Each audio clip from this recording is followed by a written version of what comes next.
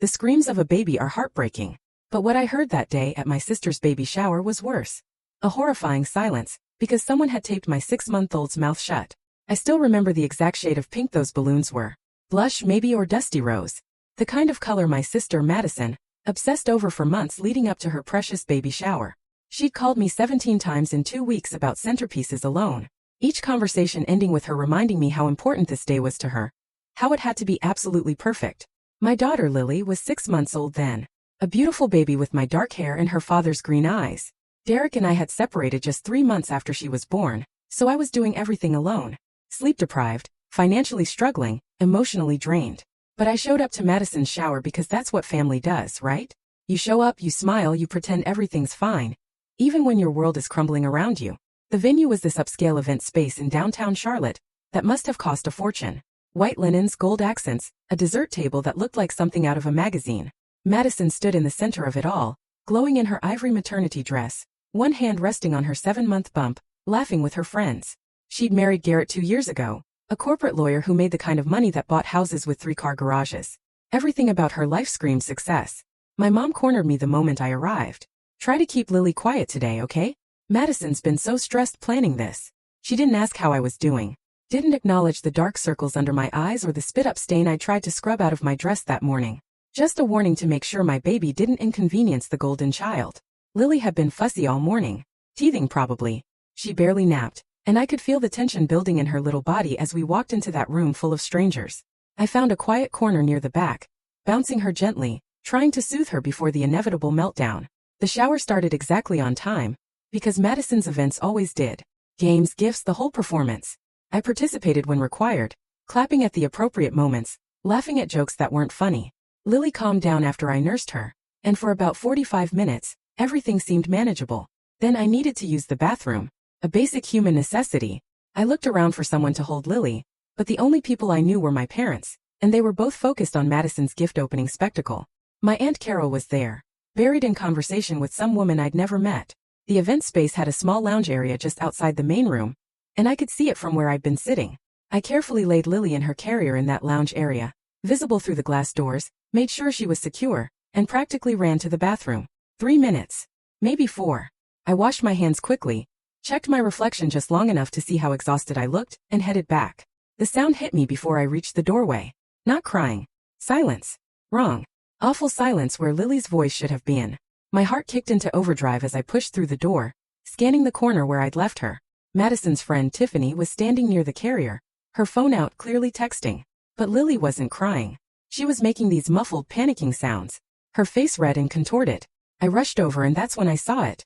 Thick packing tape wrapped around my baby's mouth. Multiple layers sealing her lips shut, covering the lower half of her face.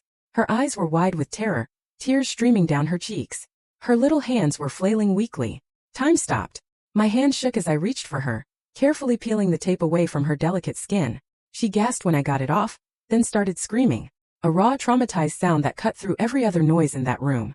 I held her against my chest, feeling her tiny heart hammering, her body trembling. Who did this? My voice came out strange, flat, detached from the primal rage building inside me. The room had gone quiet. All those perfectly dressed women in their pastels and neutrals, staring at me like I'd committed some social violation. Madison stood near her gift table, one hand on her hip. She was smirking. Actually smirking. Well, she's ruining my day, so I had to make it stop. It was loud. She said it casually, like she just explained why she turned down the music or closed the window. I couldn't process what I was hearing. Couldn't reconcile my sister's face with the monstrous words coming out of her mouth. My baby. She put tape over my baby's mouth.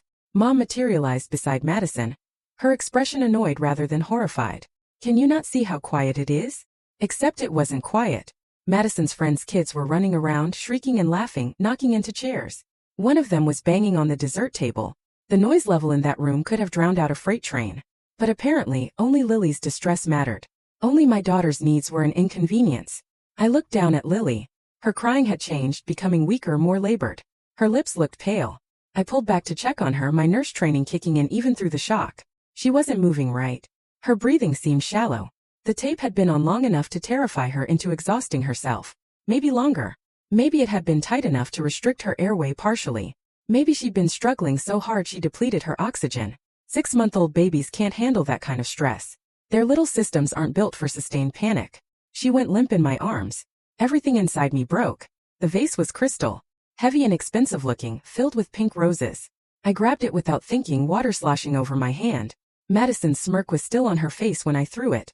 The impact was satisfying in a way I can't properly describe. The sound of crystal meeting skull. The way her expression changed from smug to shocked to nothing at all as she crumbled. Roses and water and glass exploded across her precious white linens. She hit the floor hard, unconscious before she even landed. The screaming started then. Real screaming.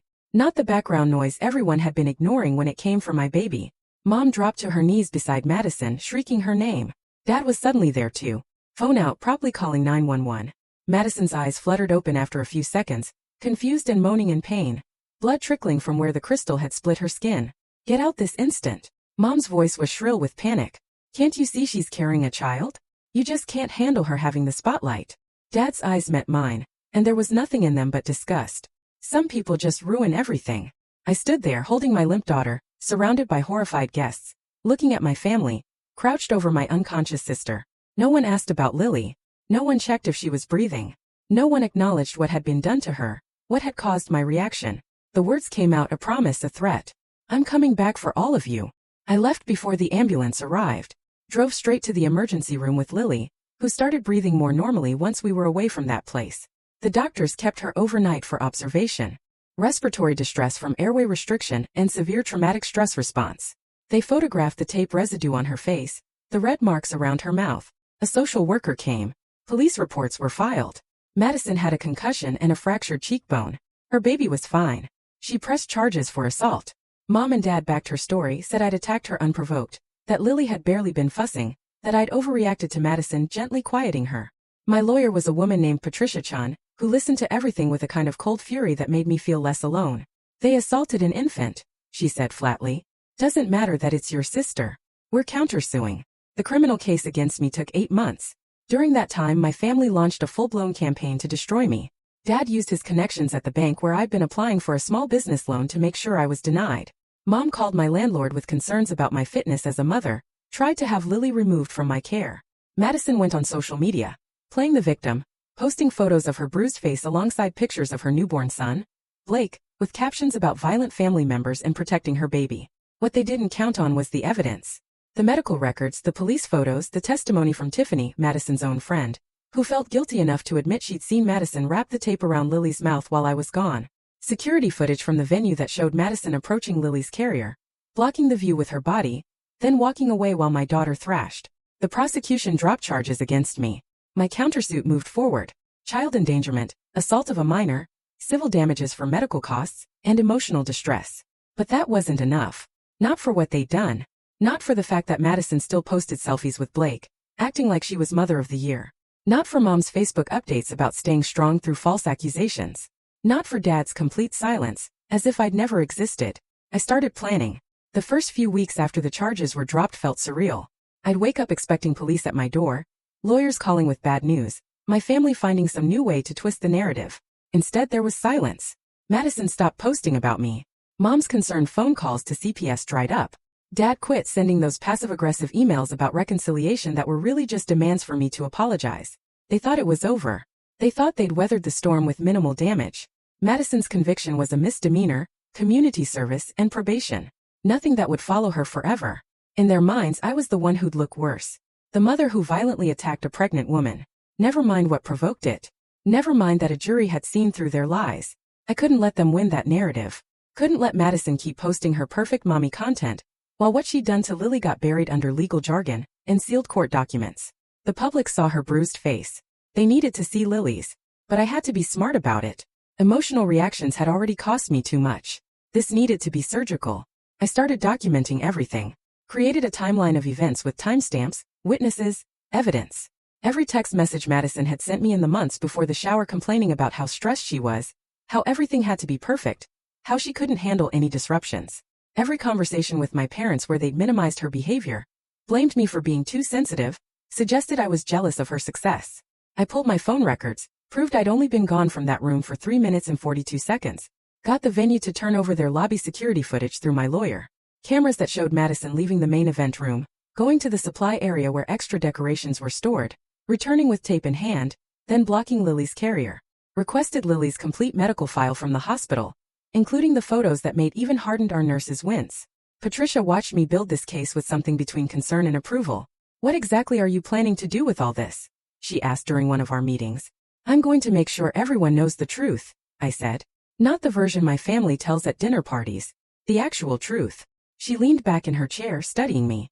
"Be careful, Jess. You've won the legal battle. Sometimes it's better to walk away."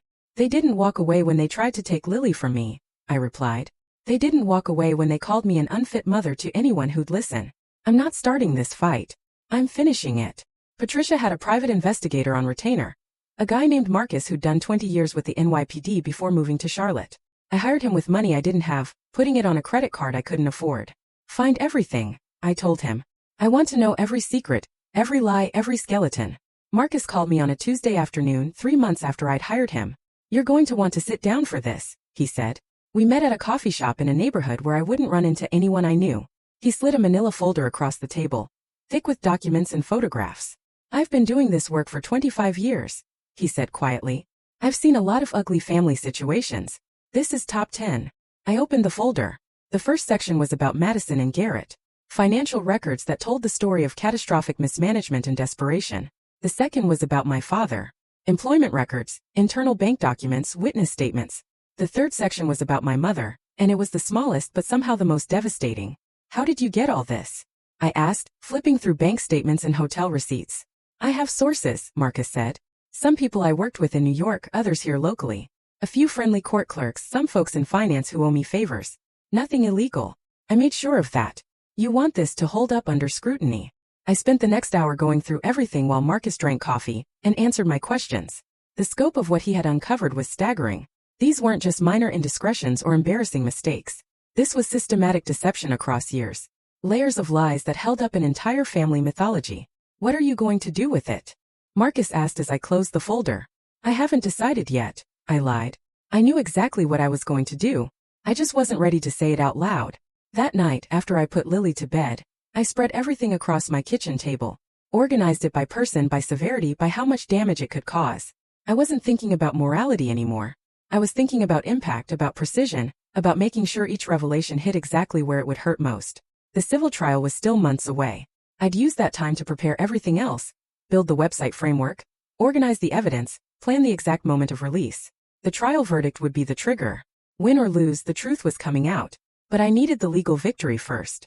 Needed that official validation that what Madison had done was wrong. By the way, if you're still with me, still shaking your head at this whole mess, make sure to hit that subscribe button. You won't want to miss the wild stories I have coming next. **** Madison's perfect marriage wasn't so perfect. Garrett had a gambling problem that had put them $70,000 in debt. Credit cards maxed out. A second mortgage on their house that they couldn't make payments on. Madison knew. She'd been hiding it from everyone, maintaining the facade while they circled the drain financially. More interesting, Garrett had been having an affair. A paralegal at his firm named Jessica Reeves. Marcus had photos, hotel receipts, text messages recovered from a phone Garrett thought he'd wiped. The affair had started before Madison got pregnant, before the baby shower. While she was playing perfect wife on Instagram, her husband was spending their non-existent money on another woman. Dad's secrets were uglier. He'd been fired from his position as a bank manager 3 years ago. Not laid off. Fired. For approving loans to friends with kickback arrangements, skirting regulations, putting the bank at risk. He'd managed to keep it quiet, taking a lower position at a smaller bank, but the documentation was all there. His current employer didn't know about his history. Mom was the easiest. She'd been writing checks from the joint account she shared with Dad to a man named Richard Novak, her personal trainer.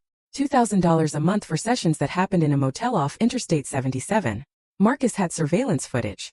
Mom's car in the parking lot. Her walking into room 247, leaving 2 hours later. Every Tuesday for the past year, I organized everything into sealed envelopes, one for each target. Documents, photos, financial records, witness statements. Then I waited for the civil trial. The civil trial lasted 3 days. Madison showed up looking appropriately victimized. Subtle makeup that emphasized the scar on her cheekbone, clothes that were expensive but understated, her hand constantly resting on Blake in his stroller as if to remind everyone she was a mother too. Our lawyers presented dueling realities. Hers painted me as unstable, violent, unable to cope with my sister's happiness.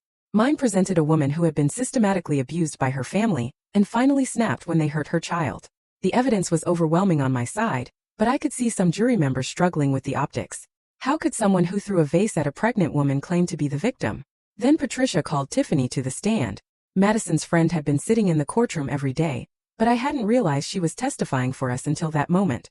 She looked terrified as she took the oath, her hands shaking when she sat down. Miss Henderson, you were at the baby shower on the day in question, correct? Patricia asked. Yes, Tiffany said, her voice barely audible. Can you tell us what you saw? Tiffany glanced at Madison, who was staring at her with an expression I couldn't quite read. Then she took a breath and started talking. Madison was opening gifts. She said the baby Lily started crying.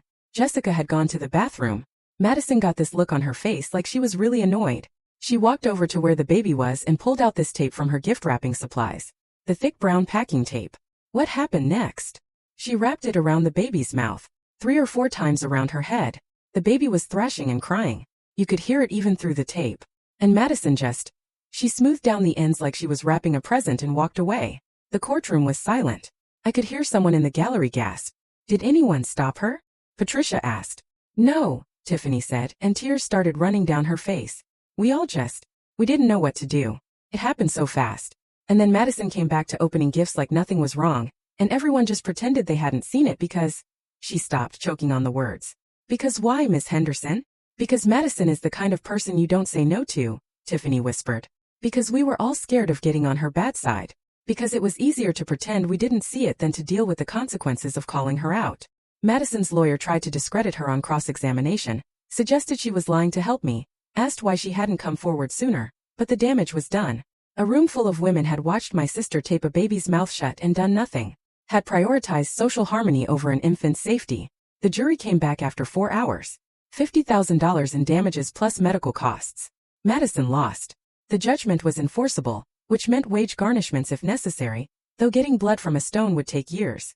What mattered was the official record. A jury had seen the evidence and sided with me. What mattered was what came next. I started with Dad. An anonymous package delivered to the main office of his current employer.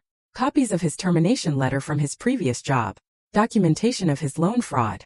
Detailed records of his misconduct. He was fired within a week. At 62, his career was effectively over. Mom's package went to the country club where she and Dad were members. Photos of her car at the motel. Time-stamped images of her and Richard. Bank statements showing the payments. The club had a morality clause in their membership agreement. Something about upholding community standards. She and Dad were voted out at the next board meeting. Her Tuesday coffee group suddenly had no space for her. But Madison's reveal was the masterpiece. I didn't send anything anonymously. I posted everything publicly. I created a website, MadisonRealLife.com. It featured every piece of evidence Marcus had gathered. Garrett's affair, complete with photos and messages. Their debt laid out in spreadsheets, with account numbers redacted but amounts visible. Screenshots of Madison's Instagram posts next to images of their foreclosure notices. The court documents from her conviction for child endangerment. The medical photos of Lily's injuries. Then I shared it. Every social media platform. Tagged everyone who had been at that baby shower. Every one of Madison's friends who'd watched her tape my baby's mouth shut and said nothing. Every family member who had taken her side. Every person who had commented on her victim posts with sympathy and outrage on her behalf. The website went viral. Locally at first, then broader. News outlets picked it up. Charlotte Woman's Perfect Life exposed as fraud after infant assault conviction, ran in The Observer. The story got traction because of the baby shower angle, the dramatic irony of someone abusing a child at an event celebrating a pregnancy. Within 48 hours, the website had been viewed over 200,000 times. People shared it on every platform imaginable. Local parenting groups discussed it in horrified detail. Someone made a TikTok explaining the whole situation that got 3 million views. The Charlotte subreddit had 5 different threads about it, each with hundreds of comments. The responses ranged from supportive to bloodthirsty. People praised me for exposing Madison, called me a hero for protecting my daughter. Others thought I'd gone too far, said I was vindictive and cruel, that airing dirty laundry publicly was wrong, even if the accusations were true. I didn't engage with any of it. Didn't read the comments or respond to messages. I'd said what I needed to say. The rest was just noise. What I didn't anticipate was how quickly everything would cascade. Madison's church asked her to step down from the nursery volunteer position she'd held for 2 years. Parents at Blake's daycare complained to the director, uncomfortable with the idea of someone convicted of child endangerment being around their kids during pickup and drop-off. Her hairstylist canceled her standing appointment. The women in her book club stopped responding to her texts. Garrett's law firm was next. Someone sent them the link to the website. I suspect one of the partner's wives, someone who moved in the same social circles as Madison, had never liked her. The affair wouldn't have been enough to get him fired on its own. Lawyers cheated on their spouses all the time. But the gambling debts, the financial irresponsibility, the risk it posed to someone handling client funds, that was different. He was placed on administrative leave while they reviewed his case files, checked for any irregularities. They didn't find anything criminal, but they found enough concerning judgment calls that his future with the firm became untenable. He resigned 2 weeks after the website went live, took a job at a smaller practice for half his previous salary. Jessica Reeves, his mistress, broke up with him immediately. Apparently, having an affair with a successful lawyer was exciting. Being the other woman for an unemployed one with crushing debt and a pregnant ex-wife was significantly less appealing. Dad's firing happened on a Wednesday. I know because he called me that night, drunk and furious. "You destroyed me," he slurred. 35 years in banking and you destroyed it all over a family squabble. A family squabble? I repeated, my voice dangerously calm. Is that what we're calling child abuse now? Madison made a mistake, he said. She was stressed. You didn't have to ruin her whole life over it. She put tape over my baby's mouth and left her to suffocate, I said. You called the police on me for defending her. You chose Madison's reputation over Lily's safety. And when I protected my daughter, you punished me for it. So yes, Dad, I did have to ruin your life, because you were willing to ruin mine to protect someone who hurt my child. He hung up. I poured myself a glass of wine and didn't feel a single shred of guilt. Mom's reaction was different. She didn't call, didn't confront me. But 3 days after the country club membership was revoked, I got a text from my Aunt Carol, Mom's sister, someone I'd always liked despite her connection to my toxic family. Your mother is in the hospital, the text said. Panic attack. They thought it was a heart attack at first. She's asking for you. I didn't go. Sent a text back saying I hope she was okay, but that I couldn't be there. Aunt Carol didn't push, just sent back a sad face emoji and said she understood. Later she called me. We hadn't talked since the shower, and I answered hesitantly. I'm not calling to make you feel guilty, Carol said immediately. I'm calling because I need to tell you something. Your mom and I had lunch last month before everything blew up. She told me what really happened at that shower. Laughed about it actually. Said Madison had finally put her foot down with you and your bratty baby. Said it was good that someone taught you that you weren't the center of the universe anymore.